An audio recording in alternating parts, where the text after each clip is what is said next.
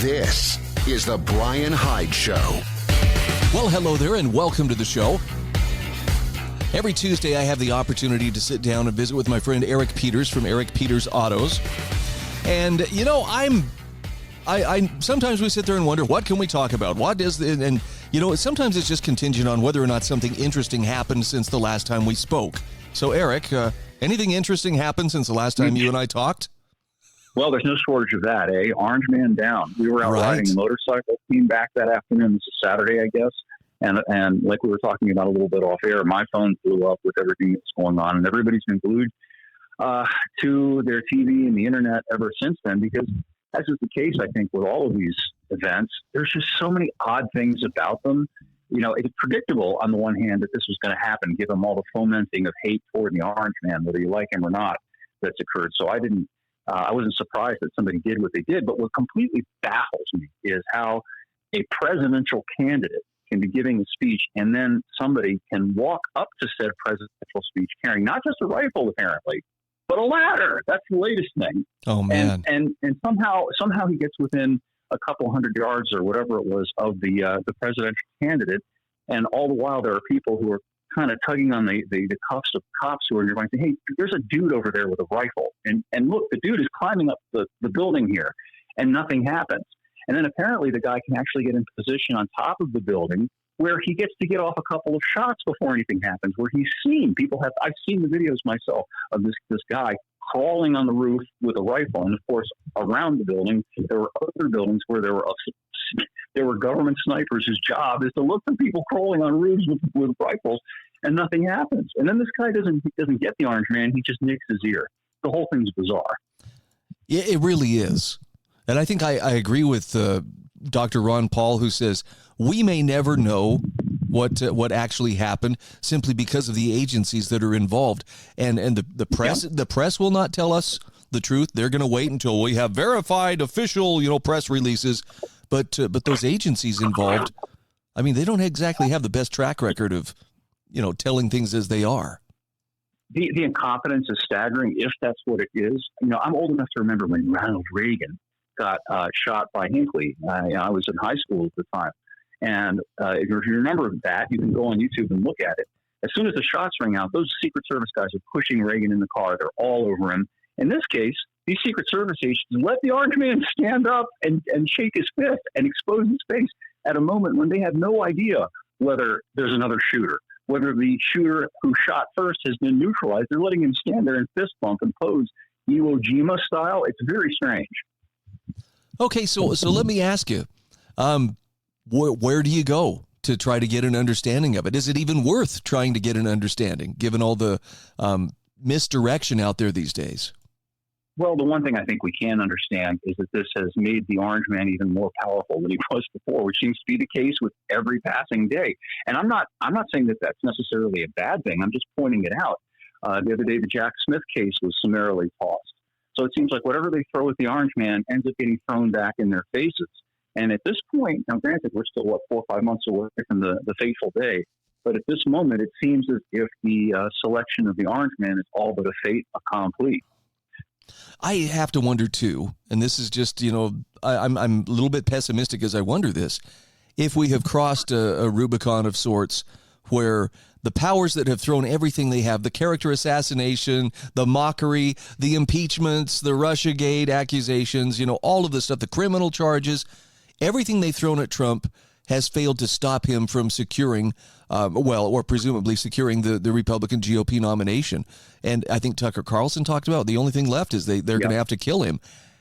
And I think that we may have seen an escalation to where, okay, fine. And if that's what we have to do, that's what we'll do. Yeah. Well, what I find interesting, too, about this is kind of a more subtle thing in that the latent violence in our system, which has been around for a very long time, because, despite all the superficial pleasantries about voting and how we're all Americans, ultimately what we're talking about at each election is who we're going to vote for to order other people around, right? Yeah. And that has been frustrating and aggravating to a lot of people. But now it's really out in the open, and it's out in the open and gotten far worse, because now we're not just talking about, they might raise my taxes a little bit. Now we're looking at potentially existential threats to our way of life. It's not something that can be resolved peacefully. And I think there's sort of a an inchoate, to use that fancy word, sense out there that people get it now, and we're spiraling to this horrific outcome where it's not going to be just an isolated event. I think this is going to be a kind of a common event. Do you remember back in the 80s when there was the big surge of violence in Italy, and they would just constantly be assassinating candidates for office, the Red Brigades and journalists, and people would end up in trunks and things like that? That's the point I think that we are at right now in American politics. Wow. You know, there were a couple of things, too, that were pointed out regarding how, for instance, the NATO 75th year anniversary celebration in Washington, D.C. last week. There was a lot of talk about how, Ukraine is absolutely going to be part of NATO. There was a smugness of sort. In fact, Tom Luongo talked about this. He says there was something that was kind of off, and he says, I really couldn't put my finger on it until yesterday when suddenly President Zelensky said, by the way, for the next Ukraine summit, we really should invite Russia to sit at the table.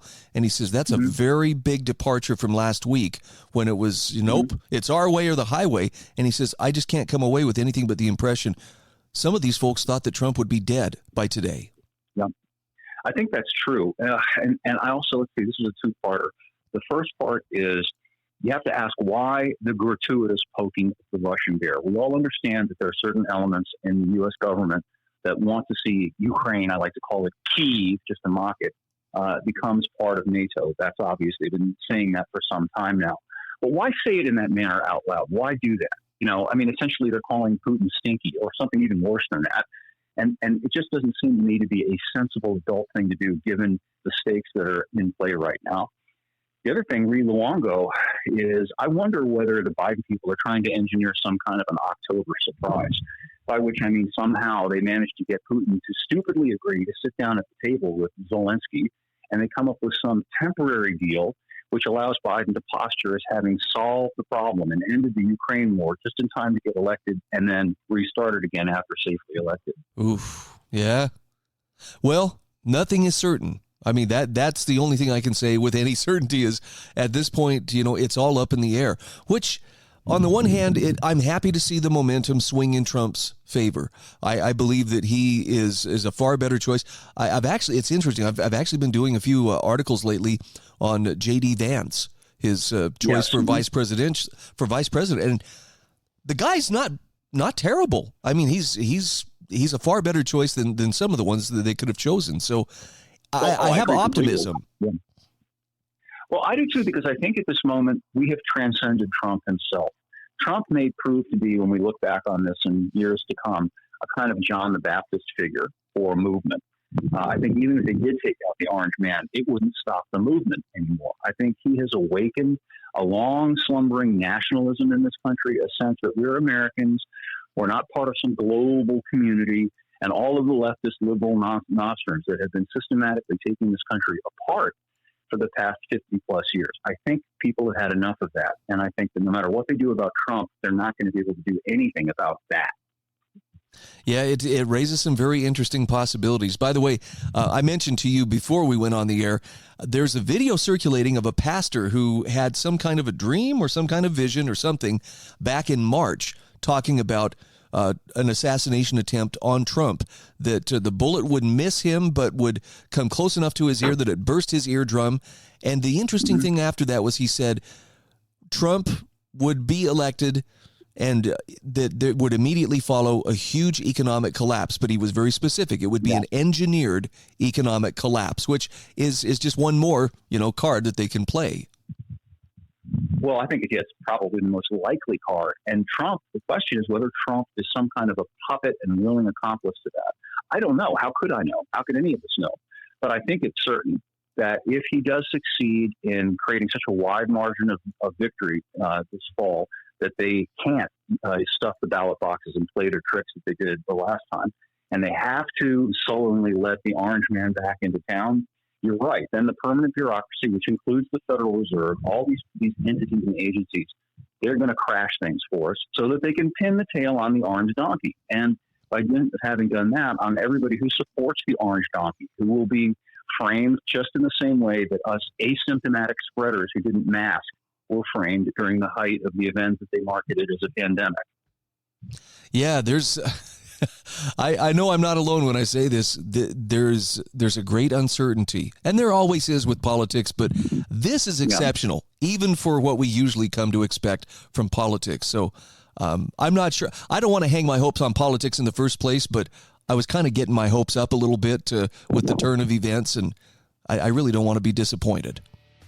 No, nor do I. I read something the other day about TDS, Trump Derangement Syndrome, and whether he's a puppet, a tool, or whatever you want to call it, the hatred for him that's being expressed to the establishment by all of these entities and apparatus is very real. I don't believe that is contrived, that that's part of some kind of stage managed performance. We can talk about that more after the break. Okay, hold that thought. We're with Eric Peters from ericpetersautos.com. There's a link in the show notes. We'll be back in a moment. This is the Bryan Hyde Show.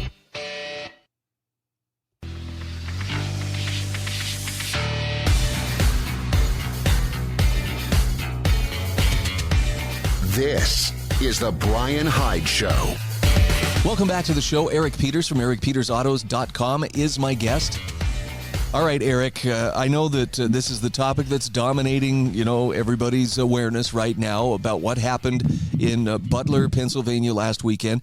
I want to get your thoughts on the Secret Service. You had mentioned earlier, the questions about, okay, how did this guy come into play, the would-be assassin, when there are people actively trying to point him out to the police, when you have Secret Service agents? I mean, the video's very clear. They're trained in on him, and yet they waited till he fired to take him out. I see this as a binary thing. Either it is incompetence to a degree that you can only lay at the feet of all this DEI, politically correct hiring stuff, or it was something else, i.e. it was deliberate. I don't see how they could have just allowed him to stand up after the shots rang out, after he was actually shot, and literally make himself a target for whoever else might be out there. And that includes the original shooter that the agents on the ground could not possibly have known had already been neutralized. They couldn't have known that. And yet they let him stand up and be a target and do the fist bump thing all the way to the SUV where they put him in. It makes no sense unless they're just incredibly incompetent, or it was part of some kind of orchestrated kabuki theater. Isn't it strange we can't trust anybody? I mean, and speaking of we can't trust anybody, what was up with the mainstream media and its reluctance to commit to what they had just seen happen, and everybody saw happen, and yet it was X, Twitter was really the only place where there was a free flow of information that could tell you what was going on. Yeah, a commotion and popping sounds. Yeah, and reluctantly, finally, they admitted it was an assassination attempt. And as far as I can tell, even to this day, and now we're 3 days after the event or 4 days after the event, they've yet to call it an act of terrorism or a threat to our democracy. Yeah, it's funny because after all, like you mentioned in the last segment, all that rhetoric that's been expended, to convince us, he's the most evil thing on the planet. Suddenly, Another thing too, they managed to suss out 60-year-old ladies who happened to be around the Capitol on January 6th holding a sign. They managed to figure out those people and Inspector Javert go after them. Yes. But it's okay for all these people who even now after the event have said it was a wonderful thing. And next time, let's hope he doesn't miss. Right. I'm not a fan of cancel culture, and I don't want to encourage a right-wing version of cancel culture, but it is curious how many people have just shed any pretense of civility on this one. Well, again, I am a big free speech guy, which means I'm an absolutist as far as that goes. Words don't hurt. So, I don't even care if Kathy Griffin wants to hold the severed head of the Orange Man. What I object to, what gets my back up, is the hypocrisy of the left, where, if anybody questions anything that the left says, then you are a hater, you're a bigot, you're a threat to democracy. Implicitly, you're a terrorist. And, implied in that is that they're going to come after you. Meanwhile, they can actually hold the severed head of the former president, and that's okay. Yeah, it's a definite double standard. I found it very interesting, though, that we saw free speech at work with the way that information flowed. And, I get it. Those headlines of, Secret Service assists Trump off the stage after he falls. Okay, CNN, nice. Yeah, Lincoln nods off at show at Ford's Theater, okay, great. Yeah. But it's very clear that we at least have one avenue. And I'm not trying to lay it all at the feet of Elon Musk, but thank goodness we have a platform that isn't utterly throttled. I guess Facebook right. and everybody else was like, oh, well, let's wait and see what the officials say about this. Crazy.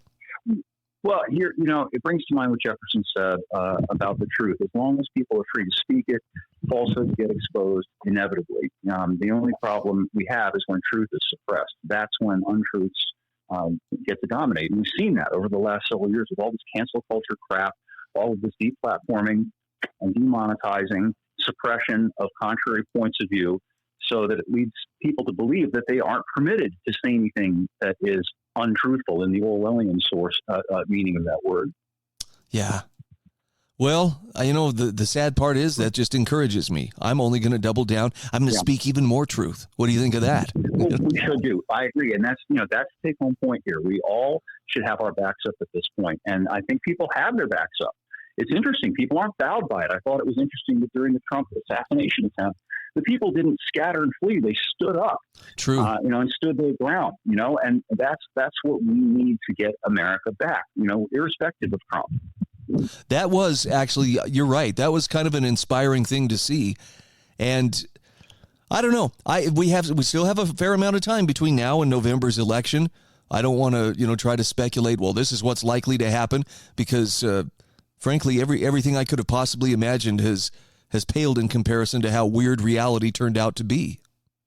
Completely. By the way, what do you think of Trump's pick for VP?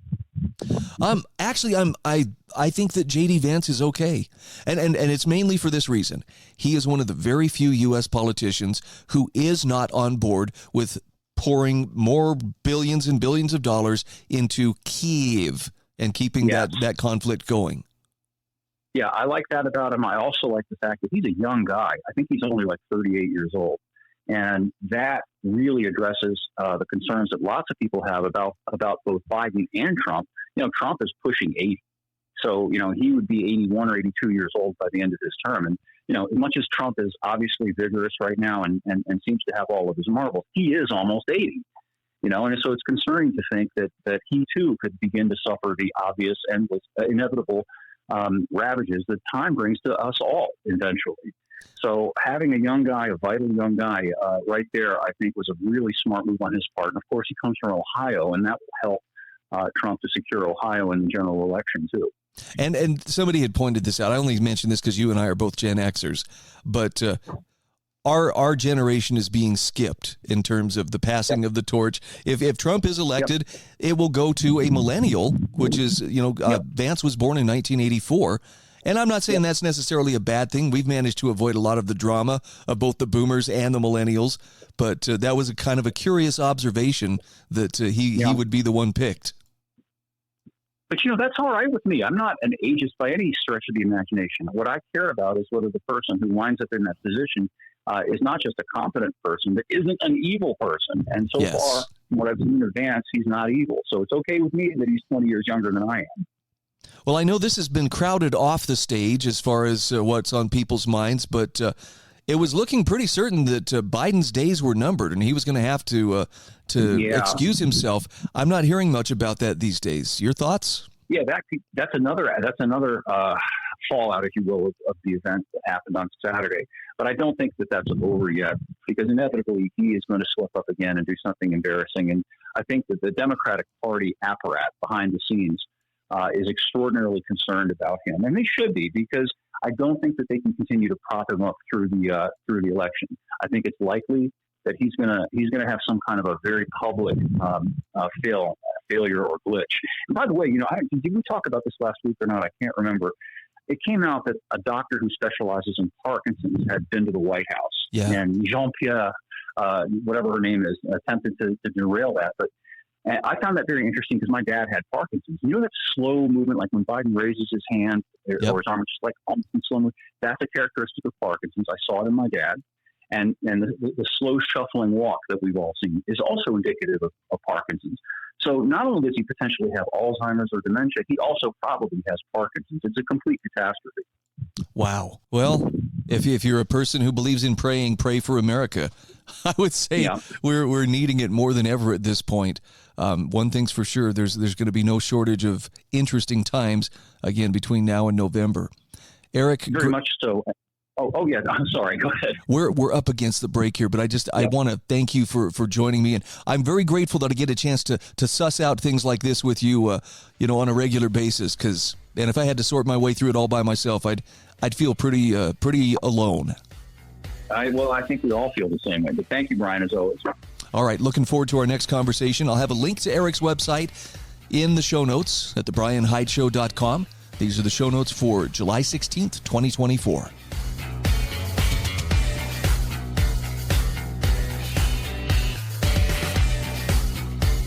This is the Bryan Hyde Show.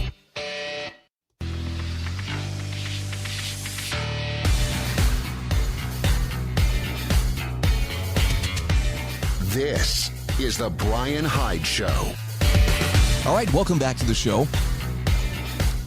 All right, you've probably heard me talk a little bit about the 52-7 Alliance. I'm going to share a couple of things with you. I know I keep going back to, this last weekend of my class reunion. I'm still kind of floating on air because it was such an exciting opportunity to catch up with people that I haven't seen in decades. And it was fun, too, because, one of the questions that gets asked is, okay, so what are you doing these days? What do you do with yourself? And it used to be that I really struggled to tell people what I do. Not because I was embarrassed, I work in radio, but that's only a tiny portion of what I do. And really, if I had to sum it up, if I had to say, well, now that I think about it, I guess what I do is I do my best to publish content, whether it be spoken word like this, or whether it be writing, or filling in for my friend Bill on the radio, whatever the case may be.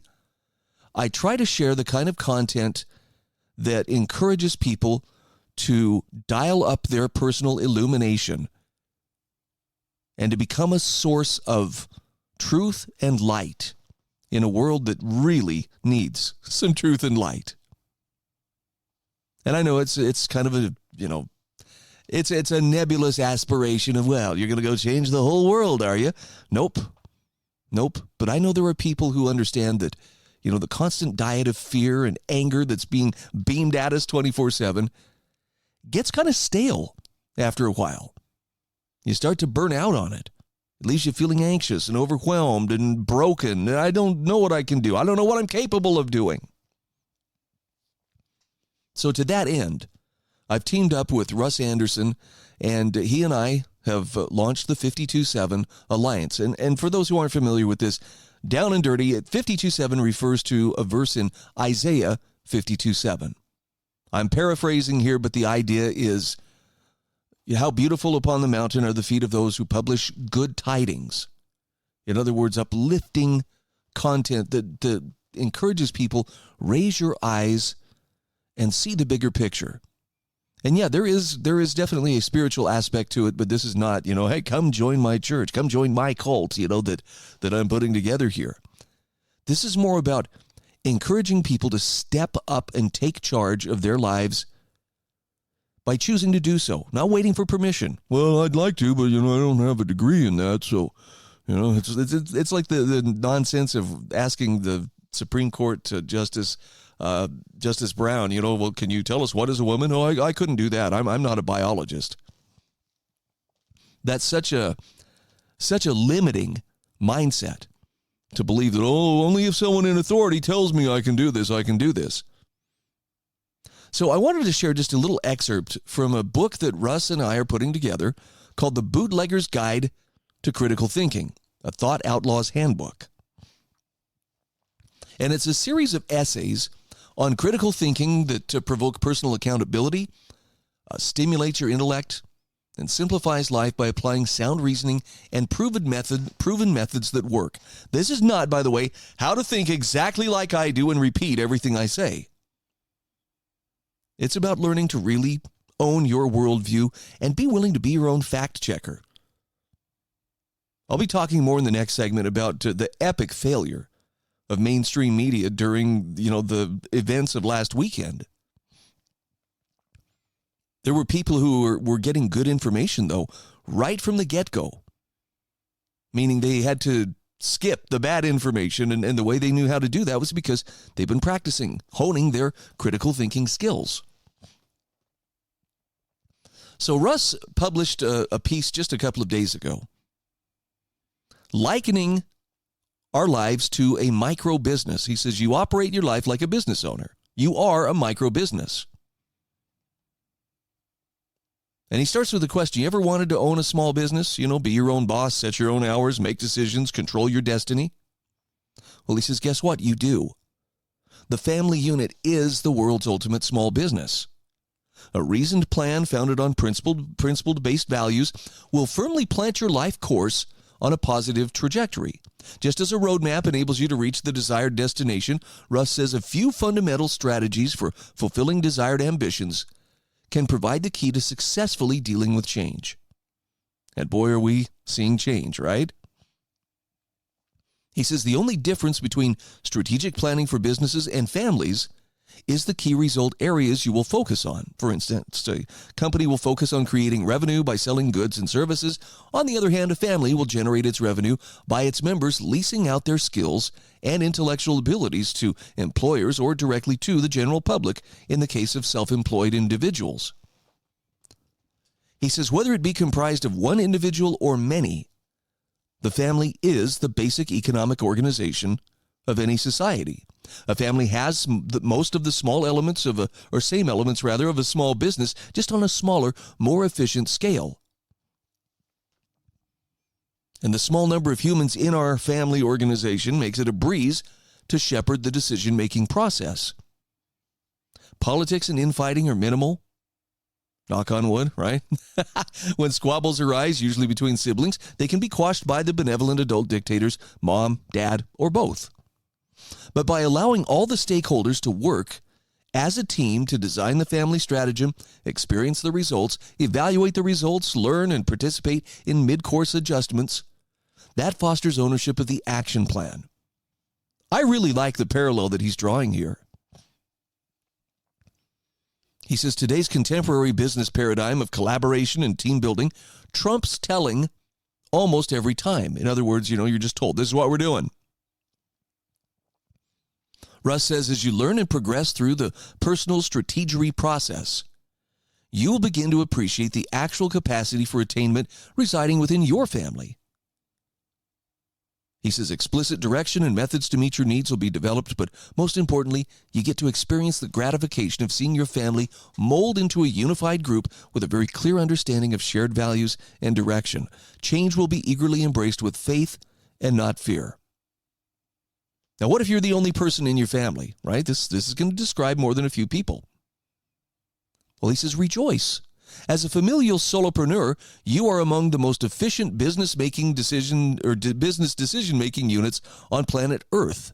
So implementing the principles of self-directed living will prepare you to operate your family as a business when you decide to expand your family unit. But he says that family needs a clear direction and a plan. And this is one of the things that we will be offering and in part are offering now through the 52-7 Alliance. Now, I need to point out, at this point, we are selling nothing. All of our content is free. We do have plans for some courses that are going to be coming on the scene at some point, which people can choose to subscribe and pay for. But for now, everything that we're offering is free. It's just trying to get people to explore that possibility of you can do this for yourself. You can really take charge of your life. And what's astonishing to me is how many systems out there seem calculated to keep us in a state of well, I'm broken. I can't. I'm not good enough. There's no way I could possibly do that.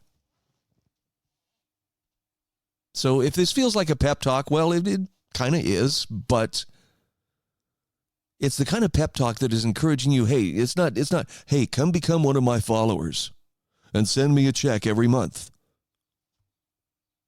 We're encouraging you to become a leader, the leader in your life. Now, again, there's a very explicit, caveat that I throw in here, and I know Russ would agree with me on this. This works best if you allow God to be a part of that process. And I get it. Not everybody believes in God, or there are people who are still kind of trying to sort out, well, I don't know, what to think about whether there's a God or not. And if that's the case, you can always, go to the more generic term and just say, what would the universe have me do? Even some of my most dedicated atheist friends, still will say, sometimes there's a weird sense of purpose that the universe seems to show in their lives. That's fine. I've got a link to Russ's article here. You are a micro business, so operate your life like a business owner. You can check it out in the show notes at thebryanhydeshow.com. It is July 16th, 2024. Sorry, I just had to catch my breath for a moment because we're halfway through the month of July now. Seems like it just barely started, but there we are. And I hope you'll take the time to poke around the website, see what you can find. My Hide in Plain Sight feature is there. You'll find lots of other great stuff that hopefully gives you food for thought, self-reliant living. This is a really important part of our 52-7 Alliance, is helping people gain those skills to stand up and assert authority and control over their own lives. Somehow it feels like that's never been more important than right now. And again, with God's help, it not only becomes easier, but it becomes actually more of an adventure than not. All right, final segment coming up. Stay with us. We'll be back in just a few moments. This is the Bryan Hyde Show.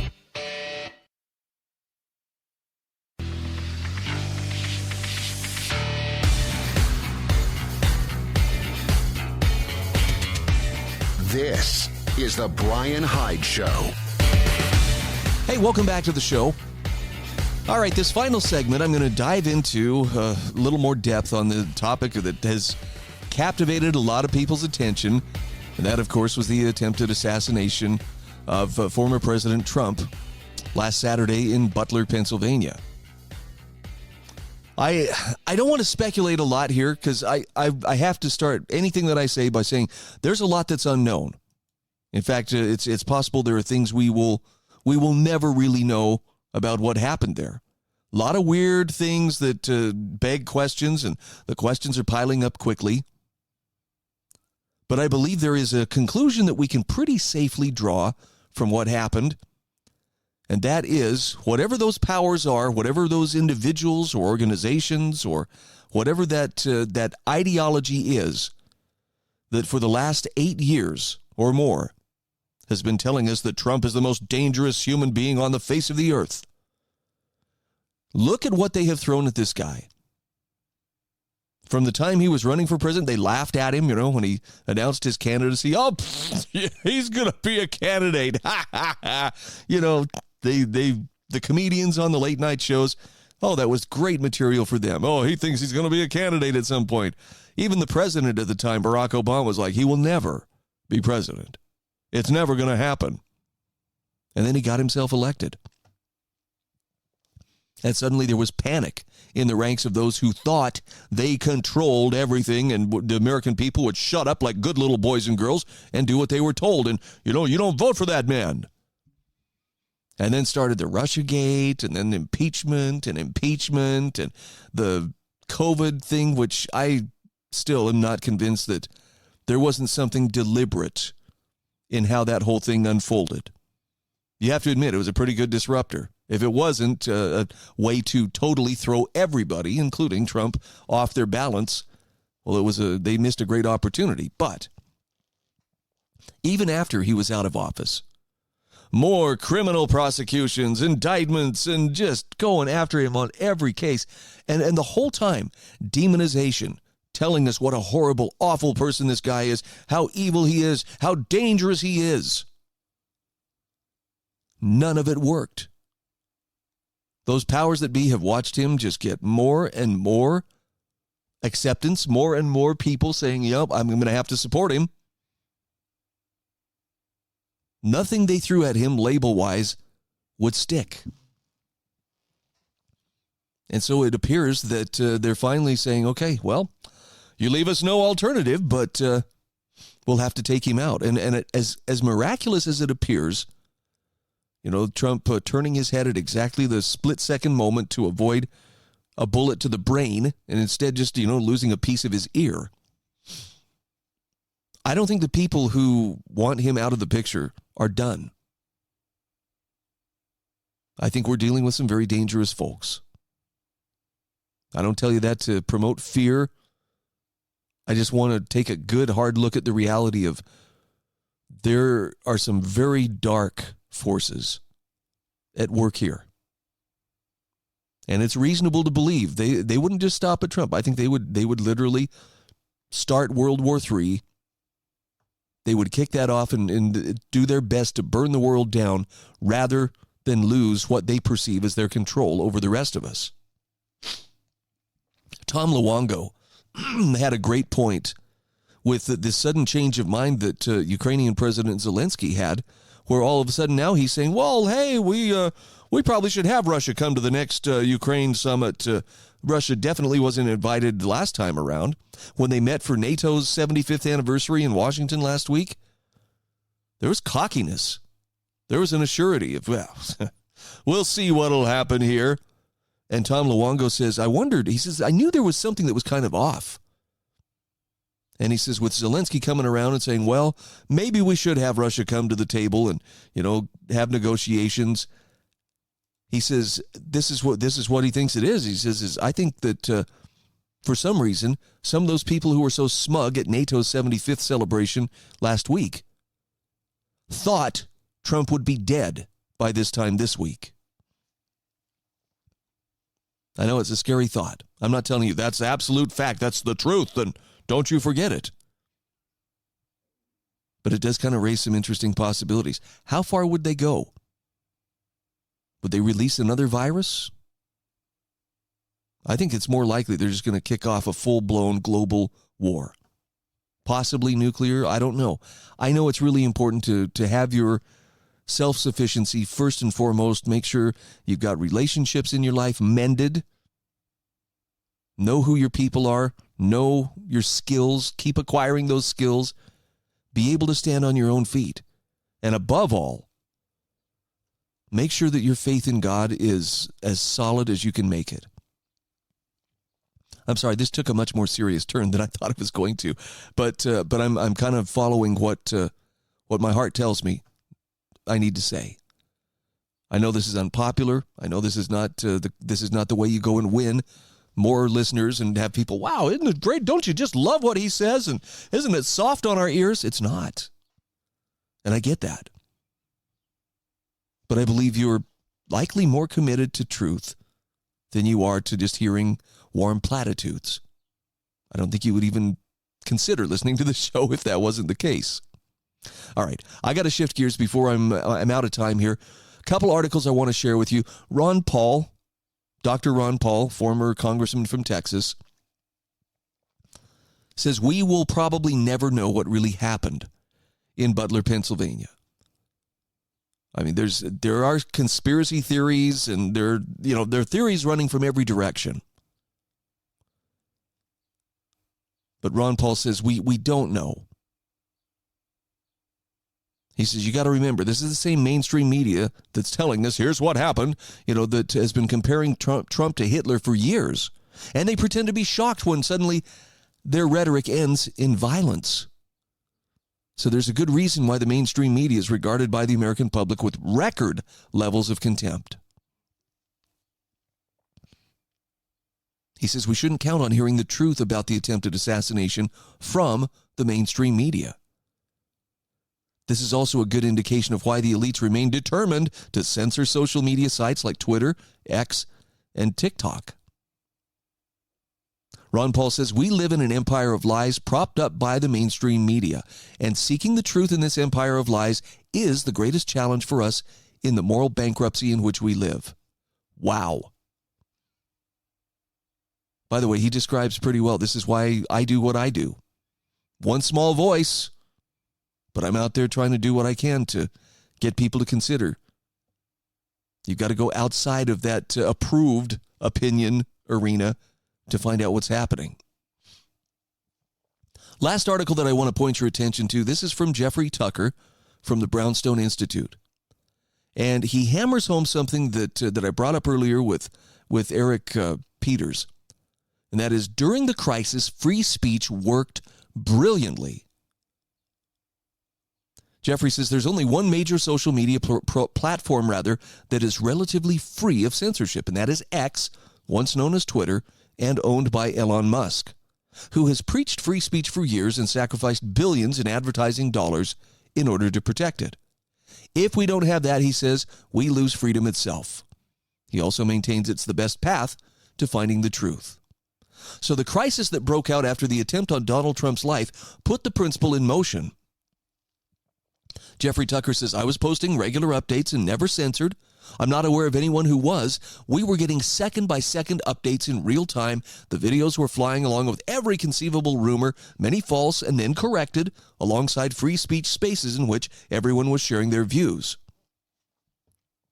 But during this time, Facebook and its suite of services fell silent, consistent with the new ethos of all these platforms. The idea is censor all speech until it's absolutely confirmed by officials, and then permit only that which is consistent with the press releases. That's a habit born of the COVID years, and it's stuck. So now all the platforms avoid any news that's in fast motion, except to broadcast precisely what they're supposed to broadcast. Now, maybe that works in times when people aren't paying attention, he says. Readers don't know what they're missing. But the trouble was that during these post-shooting hours, when nearly everyone on the planet wanted updates, there were no press releases forthcoming. Meanwhile, on X, the situation was wild. Posts were flying fast and furious. New rumors would circulate, but they were corrected quickly. That's amazing. And it's right there in your hands. He says, except for X, the last 24 hours would have looked very different. Nothing but propaganda, apart from a few marginal places here and there. And there's another irony. The way X is managed is increasing trust rather than reducing it. So for those who are missing the point here, the lesson should be obvious. Jeffrey Tucker says the answer to the problems of free speech is more of it. Amen, brother. I got a link to this in my show notes at thebryanhydeshow.com. This is The Bryan Hyde Show.